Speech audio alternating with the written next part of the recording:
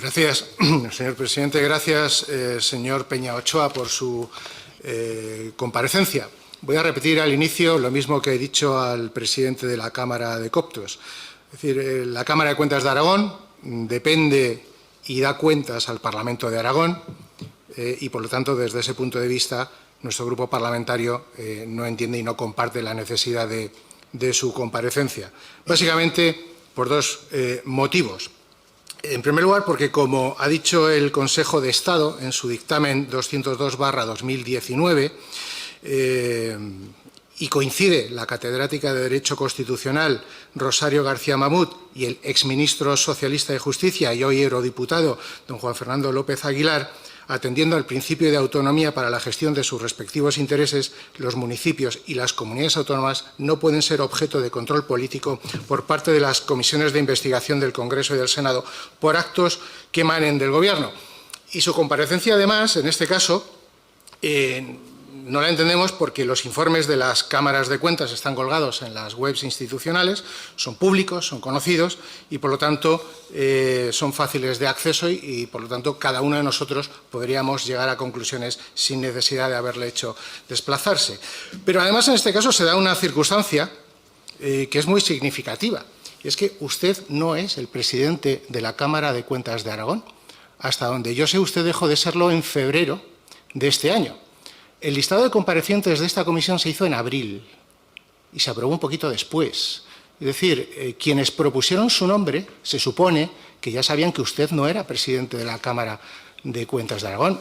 Yo no tengo nada en contra de usted, estoy encantado de que esté usted aquí, pero usted entenderá que me parece que es mucho más correcto, especialmente cuando quien convoca una comisión de investigación es un órgano tan importante como el Congreso de los Diputados, hombre, que sepa a quién hay que convocar institucionalmente, que creo que debe ser al presidente de la Cámara de Cuentas de Aragón y no a usted, porque podrán decir que usted era el autor del informe, o era, no el autor, porque esto lo hizo un equipo, pero era el presidente y tal. Sí, pero es que antes hemos tenido al presidente de la Cámara de Coptos, que no era el autor de los informes o de uno de los informes que hemos analizado y, sin embargo, ha venido como presidente, ¿no? Lo cual pone de manifiesto el desbarajuste, el descontrol y la política de trazo grueso que se ha hecho en esta comisión a la hora de determinar quiénes tienen que comparecer.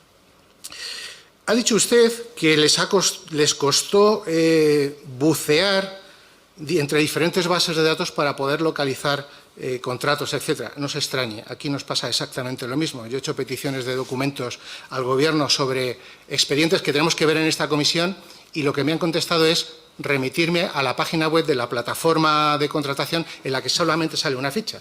No hay documentos, solo una ficha. Con lo cual no se extrañe porque es bastante normal en determinado tipo de administraciones. Pero bueno, entrando a algunas preguntas sobre Aragón. ¿Hay o tiene usted constancia de que haya algún contrato de emergencia de adquisición de material sanitario realizado por el Gobierno autonómico de Aragón que esté siendo objeto de diligencias de investigación por los tribunales o esté siendo investigado por la Fiscalía Europea? Que yo tenga conocimiento, creo que ningún contrato está ahora en esa fase, ni por la Fiscalía, ni por ninguna europea, ni por ningún otro, pero que yo tenga conocimiento. Gracias. Esto es importante porque desde el Gobierno y desde algunos grupos parlamentarios de esta comisión se ha promovido este órgano para intentar diluir el escándalo de la trama PSOE-Coldo integrados e investigados en la Audiencia Nacional y en la Fiscalía Europea. Entonces, se trataba de llamar a todas las comunidades autónomas para hacer ver que en todas ha pasado lo mismo, pero es que no ha pasado en todas lo mismo. Es decir, las únicas que están siendo investigadas son Baleares y Canarias y determinados contratos de la Administración del Estado en determinados organismos como ADIF, Puertos del Estado y el Ministerio del Interior, con lo cual, es decir, no estamos ante lo mismo. Bien, ¿le consta a usted que el Gobierno de Aragón contratase para la adquisición de mascarillas, por ejemplo, a una empresa de Zaragoza llamada Soluciones de Gestión? No, tenemos en el informe identificados todos los contratos que adjudicó el Gobierno de Aragón, tanto los de emergencia como otros contratos ordinarios, y ninguno de ellos se adjudicó a esa empresa. ¿Y tenían ustedes constancia de que se intentó contratar, o hubo alguien, o la empresa intentó contratar con Aragón, y que, por ejemplo, la exconsejera de Presidencia del Gobierno socialista de Aragón, Maite Pérez, dijo: intentaron colocarnos este contrato, hablé con Coldo, era una persona arrogante, el material era más caro del que habíamos comprado, daba a entender que este material era del Ministerio de Transportes, que era algo oficial, y cuando le dijimos que no, Coldo respondió bueno, si no las quieres, la colocaré en Baleares o Canarias. ¿Tuvieron ustedes constancia de este intento de contratación? No, la Cámara de Cuentas, ni el equipo de auditores, ni los miembros del Consejo de la Cámara de Cuentas supimos nada de ese contrato hasta que hemos sabido de esas informaciones por medios de comunicación en el año 2024.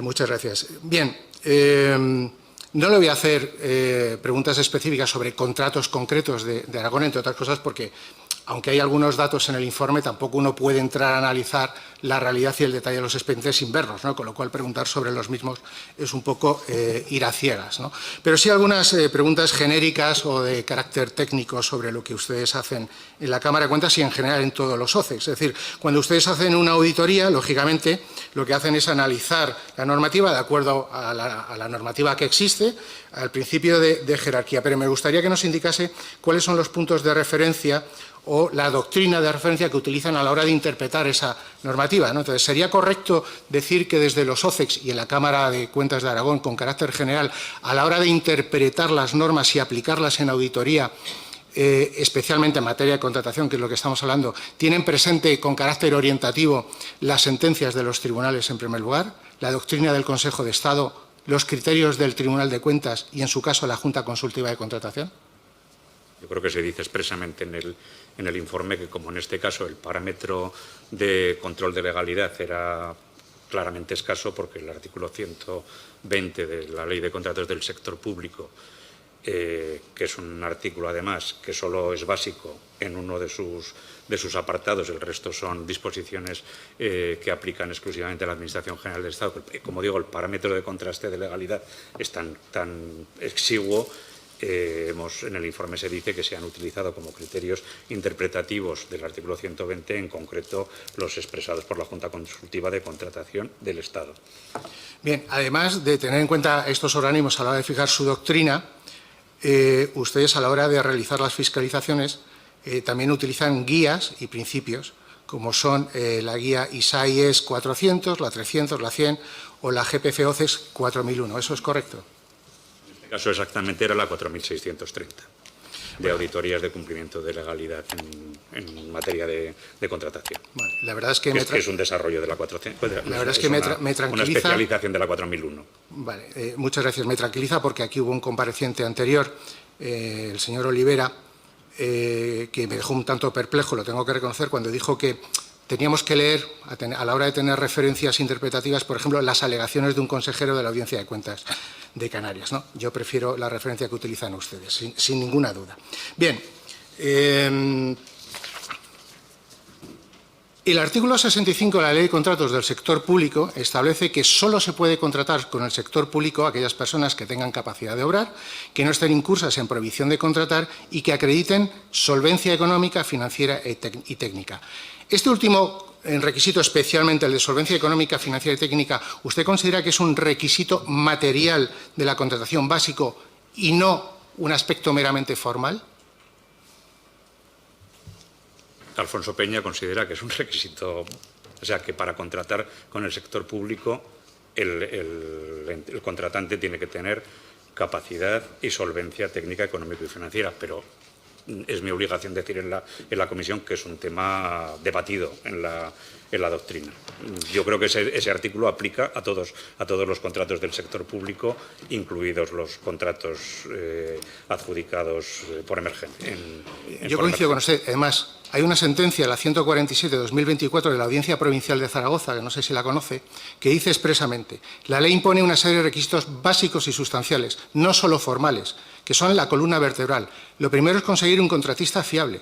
Para alcanzar esa solvencia, lo primero que previene el legislador es el objeto de la empresa sea adecuado y que cumplan los requisitos de solvencia tanto en el aspecto económico, financiero y profesional. De hecho, en su informe, en la página 88, siguiendo, por cierto, el dictamen del Consejo de Estado, dice: todo contratista debe contar con la solvencia mínima, tanto técnica como económica, también en la contratación de emergencia. La Cámara, ustedes, considera acreditada la solvencia en los casos de adjudicaciones con un contrato vigente. Es decir, ustedes y además marcan determinados contratos en los que no se cumplió ese requisito, ustedes consideran, y yo especialmente en esas circunstancias lo considero lógico, en aquellos contratos en los que el adjudicatario era un proveedor previo, ustedes consideraban que no era necesario mostrar otra vez la solvencia porque era un proveedor habitual, pero sin embargo en los contratos o contratistas que nunca habían contratado con la Administración sí era necesario haber hecho esa comprobación previa.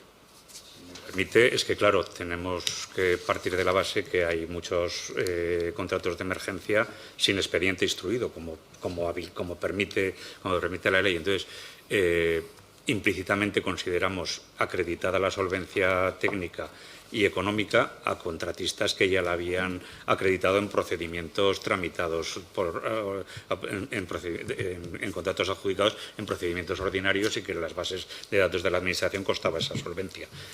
En aquellos en los que no se instruyó expediente, lo que nosotros advertimos en el informe no es que no la tengan, sino que no hemos podido, no la hemos verificado como acreditada. Bien, esa sentencia que he citado, la 147/2004, que es de Zaragoza, es decir, de un órgano judicial de Aragón, respecto a una empresa concreta que se llama Soluciones de Gestión, que es de Zaragoza, la empresa, dice que esta empresa no podía concurrir a esa contratación pública destinada a adquisición de mascarillas, pues su objeto social no comprendía la prestación de esos suministros, no se le conocía adjudicación alguna previa, es decir, más o menos lo que coincide con su informe, y puede concluirse que por el número de trabajadores, Soluciones de Gestión carecía de solvencia técnica. Por lo tanto, no se debería haber adjudicado a esta empresa licitaciones millonarias de las que resultó beneficiaria. ¿Usted conocía esta sentencia?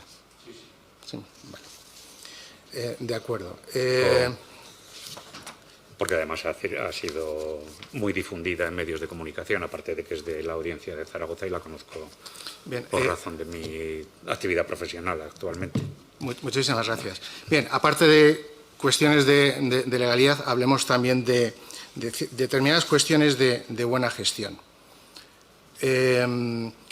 Todos estamos de acuerdo que en el primer momento de la pandemia, especialmente en los meses de febrero, marzo, abril, mayo, incluso hasta junio, el mercado se había vuelto loco, había escasez de productos, los precios se habían disparado, pero sin embargo, como el propio exministro de Sanidad, señor Illa, reconoció en esta comisión y en la del Senado, en la segunda parte del año 2020, el mercado se había normalizado, se podía adquirir material con toda normalidad y en plazos razonables y los precios habían caído muchísimo. De hecho, es lo que justificó el ministro para que el contrato marco que intentó sacar de 2.500 millones de euros fuese un fracaso porque las comunidades autónomas no se acogieron a ese contrato marco porque el mercado estaba ya normalizado y, por lo tanto, pues no tenía sentido acogerse a ese escenario. Bien, en su informe establecen en la página 81 un cuadro de precios.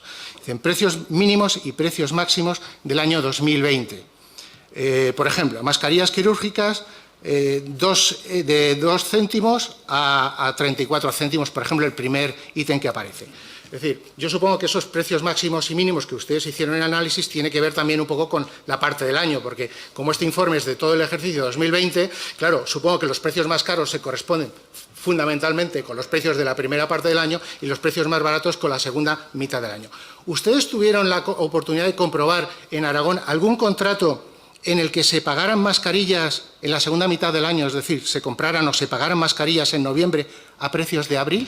Además, poniendo expresamente en resoluciones administrativas, vamos a pagar en el mes de noviembre, cuando los precios habían caído, cuando el mercado estaba normalizado, vamos a pagar estas mascarillas a precio de abril y no a precio de noviembre. ¿Tuvieron ustedes algún caso? Perdone, sin consultar los papeles de trabajo de la auditoría no puedo contestarle. ¿Y si hubiese tenido algún caso? No tengo aquí el dato. Yo no lo he encontrado en el informe. Establecimos una limitación de que por falta de alguna documentación no pudimos calcular el precio medio, se dice en el informe, y por eso decidimos establecer las horquillas antes de la COVID y la máxima a lo largo del año. Pero la información de si en algún contrato ese precio se pagó en el mes de noviembre no la tengo ahora mismo. ¿Qué hubiesen anotado ustedes si encuentran un contrato en el mes de noviembre en el que dicen vamos a pagar en el mes de noviembre el precio de las mascarillas del mes de abril cuando hay una diferencia del 1000%? Porque no se ajusta a la realidad del mercado, que es lo que dice la ley de contratos, que los precios de los contratos tienen que ajustarse al precio de mercado. Muchísimas gracias. Y ya última pregunta, que me quedan 30 segundos. Bien, hablemos de los certificados de buena ejecución que regulan los artículos 88 a 90 de la Ley de Contratos del sector público. Estos certificados lo que hacen es identificar que se acredita la solvencia técnica de un licitador y, aunque no hay una regulación específica, hay órdenes de diferentes comunidades autónomas, organismos, ministerios en los que establecen una serie de datos que tiene que recoger ese certificado de buen cumplimiento de un contrato. Entre otras cosas, si la obra o el suministro se ha ejecutado correctamente. Bien, eso es así. Si no se ha ejecutado correctamente una obra o el suministro no se ha prestado adecuadamente, pues porque no se ha llevado el suministro o el suministro son productos defectuosos, es decir, ese certificado no se da. En principio, ¿no? Se supone. Si no se ha cumplido con el contrato, este certificado de cumplimiento no se da. Supongo que no. Sí, a mí me ha tocado ver esos certificados desde la otra bancada, o sea, formando parte de mesas de contratación como interventor o viéndolos ya en la documentación como en mis funciones en la Cámara de Cuentas, pero no he estado nunca en el interior de la persona que lo emite, claro. Pero vamos, la lógica de las cosas claro. Dice que si no se ha cumplido adecuadamente el contrato no se puede emitir un certificado de claro, ese tipo. Si a alguien claro. le entregan mascarillas defectuosas... Pero le hablo por la lógica de las cosas. Claro, si a alguien le entregan mascarillas defectuosas que tiene además un certificado oficial que le dice que son defectuosas, 15 días después no puede emitir un certificado diciendo ha cumplido el contrato. Supongo que es lo lógico, ¿no? Pues en esa lógica estoy bastante de acuerdo. Ninguna pregunta más. Muchas gracias, señor presidente.